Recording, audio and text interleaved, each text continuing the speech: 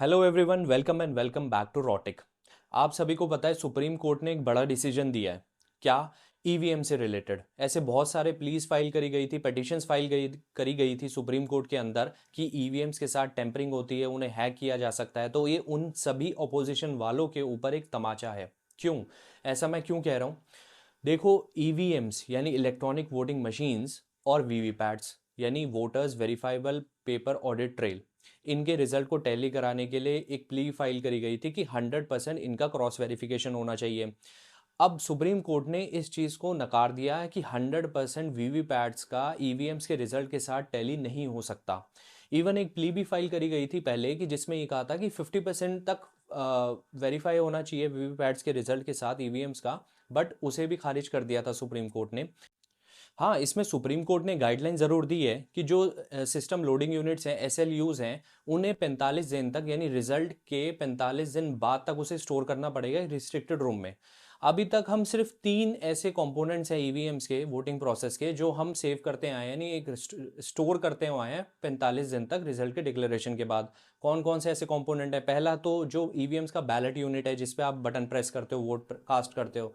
Second है control unit और third है वीवीपैट्स।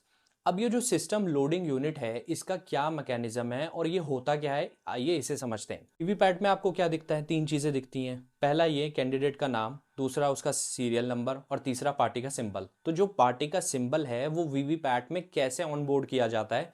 वो किया जाता है एसएलयू यानी सिस्टम लोडिंग यूनिट की मदद से। पहले इस चिप के अंदर हम पर्सनल कंप्यूटर्स या कंप्यूटर्स की मदद से इसमें ऑनबोर्ड करते हैं, इसमें लोड करते हैं सिंबल्स को करेक्ट ऑर्डर के अंदर। तो करेक्ट ऑर्डर के अंदर बहुत इंपॉर्टेंट है होना, और उसके बाद हम इसे ट्रांसफर करते हैं वीवीपैट्स में। तो जब वीवीपैट्स में इसे ऑनबोर्ड कर दिया जाता है तब जाके हमें वीवीपैट्स में वो सिंबल दिखते हैं एक करेक्ट फॉर्म में, करेक्ट ऑर्डर में। तो ये खासियत है एसएलयूज की यानी सिस्टम लोडिंग यूनिट्स की। तो इसी पे सुप्रीम कोर्ट ने कहा है कि इसे 45 डेज तक अब हम स्टोर करके रखेंगे। अब जो एस एल यूज़ हैं यानी सिस्टम लोडिंग यूनिट्स, इसका ये कब काम आती हैं? देखो, जब ईवीएम्स को कमीशन कर दिया जाता है और कैंडिडेट्स का अलॉटमेंट हो जाती है, उनकी लिस्ट बन जाती है, तो उसके बाद एक्चुअली में एक्चुअल वोटिंग से 2 से 5 दिन पहले ये काम किया जाता है कि जो हमारी एस एल यूज़ हैं उन्हें ऑनबोर्ड किया जाता है और पार्टी के जो सिंबल्स हैं उन्हें वीवीपैट्स में इंट्रोड्यूस किया जाता है, उसमें ऑनबोर्ड किया जाता है। उसके बाद इसका एक्चुअल वोटिंग से कोई लेना देना नहीं होता। बस सुप्रीम कोर्ट ने ये कहा है ताकि हम इसे वेरीफाई कर सके कि वो करेक्ट ऑर्डर में थे या नहीं थे, इसलिए हम इसे स्टोर कर रहे हैं। वैसे एक एसएलयू यानी एक सिस्टम लोडिंग यूनिट जो है वो काफ़ी सारे ईवीएम्स में यानी वीवीपैट्स के लिए काफ़ी रहता है। क्यों? क्योंकि सिर्फ 2 मिनट लगते हैं एक एसएलयू से वीवीपैट्स में ट्रांसफ़र करने में जो सिंबल्स हैं। इसके बाद क्या होता है, ये कस्टडी में रहते हैं। जो डिस्ट्रिक्ट इलेक्शन ऑफिसर होता है, वोटिंग के एक दिन बाद तक वो उनकी कस्टडी में रहता है। उसके बाद ये वापस इंजीनियर्स के पास भेज दी जाती है जो कि ईवीएम्स को भी असेंबल करते हैं। कौन से वो इंजीनियर्स हैं, कौन सी कंपनीज हैं ऐसी? एक तो बीईएल है, भारत इलेक्ट्रॉनिक्स लिमिटेड, और दूसरा है electronics corporation of India limited, ECIL. इसके बाद क्या होता है कि वो दोबारा से इसमें सिंबल्स को ऑनबोर्ड करते हैं, फ्रेश इसमें इंस्टॉल करते हैं और दूसरे वीवीपैट्स के लिए ये तैयार हो जाती है। तो यानी कि ये सिंगल यूज़ के लिए नहीं होती, मल्टीपल यूज़ के लिए होती हैं। अब जो सुप्रीम कोर्ट का डिसीजन है इसकी वजह से ये सिंगल यूज़ के लिए रह जाएंगी। इंडिया में करीबन 5000 एसएलयूज़ हैं, सिस्टम लोडिंग यूनिट्स। अब सुप्रीम कोर्ट के इस डिसीजन की वजह से करीबन 2000 एसएलयूज़ की और ज़रूरत पड़ेगी। किसी को डाउट ना रहे फ्री एंड फेयर इलेक्शन के ऊपर, इसलिए सुप्रीम कोर्ट ने एक और स्टेप लिया है।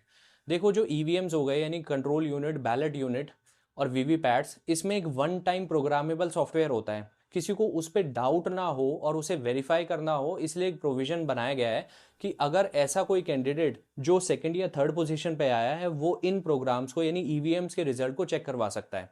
कैसे? देखो, जो मैन्युफैक्चरर्स हैं ईवीएम के, वहाँ से इंजीनियर्स आएंगे और वो इंजीनियर्स एक असेंबली में से 5% ईवीएम्स को उठाएंगे और उसे वेरीफाई करेंगे। अब इसके लिए जो कैंडिडेट है उसे रिजल्ट के 7 दिन के अंदर अंदर रिटर्न रिक्वेस्ट भेजनी पड़ेगी, और जो इस प्रोसेस का खर्चा है वो भी उस कैंडिडेट को बेयर करना पड़ेगा। तो ये एक बहुत अच्छा स्टेप है ताकि कोई इस पे डाउट ना उठा सके। तो सुप्रीम कोर्ट ने बहुत अच्छा डिसीजन लिया है। अगर कोई भी टेम्परिंग की जाती है, हमें ऐसा पता चलता है कि ईवीएम्स के रिजल्ट के साथ टेम्परिंग की गई है, तो जो भी खर्चा लगा था कैंडिडेट का उसे वो वापस कर दिया जाएगा, उसे रिफंड कर दिया जाएगा। इसके अलावा सुप्रीम कोर्ट ने और कोई अभी इस पर अपना बयान जारी नहीं किया है। आगे देखते हैं और क्या होता है इस पे, कि अगर टेम्परिंग होती है तो क्या प्रोविजन बनाए जाएंगे। अभी तक उस पर कोई भी ऐसा अपडेट नहीं आया है। आई होप ये वीडियो आपको पसंद आया होगा, क्योंकि हमारे लिए इलेक्शन बहुत इंपॉर्टेंट है और वोटिंग एक बहुत ज़रूरी प्रोसेस है, क्योंकि 18 साल के बाद आपके पास एक मात्र ऐसा हथियार है जिसे आप चला करके, जिसे आप यूज़ करके अपने लीडर्स को चुन सकते हैं। तो प्लीज़ वोट ज़रूर डालना, और आई होप ये वीडियो आपको पसंद आया होगा। और ऐसे ही इंफॉर्मेशनल कंटेंट अगर मैं लाता रहूं तो प्लीज़ मुझे सपोर्ट करिए, ताकि मैं मोटिवेटेड रहूं और इसी तरीके से